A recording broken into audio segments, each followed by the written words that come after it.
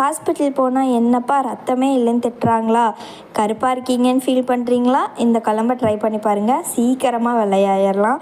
அது எப்படின்னு பார்த்துட்டு வந்துடலாமா? ஒரு குக்கரில் எண்ணெய் ஊற்றி ஹோல் ஸ்பைசஸ் எல்லாம் போட்டதுக்கப்புறமா வெங்காயம் தக்காளி போட்டு நல்லா வதக்கிக்கோங்க.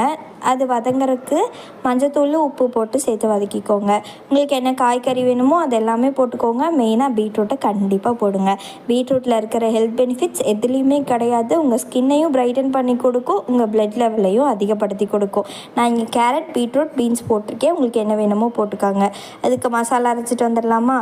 ஒரு மிக்சியில் கொஞ்சமாக தேங்காய் 4 வரமிளகா சோம்பு போட்டு அரைச்சி ஊற்றிட்டு வேணுங்கிற அளவுக்கு தண்ணி ஊற்றிக்கோங்க. உப்பு பார்த்துட்டு ப்ரெஷர் போட்டு வச்சுருங்க. 2 விசிலுக்கு அப்புறம் இது சப்பாத்தி சாப்பாடு எது கூட வேணால் சர்வ் பண்ணி பாருங்கள், அவ்வளோ சூப்பராக இருக்கும். எப்படி இருந்துச்சுன்னு கமெண்ட்ஸில் சொல்லுங்கள். நெக்ஸ்ட் வீடியோவில் பார்க்கலாம். அது வரைக்கும் பாய்.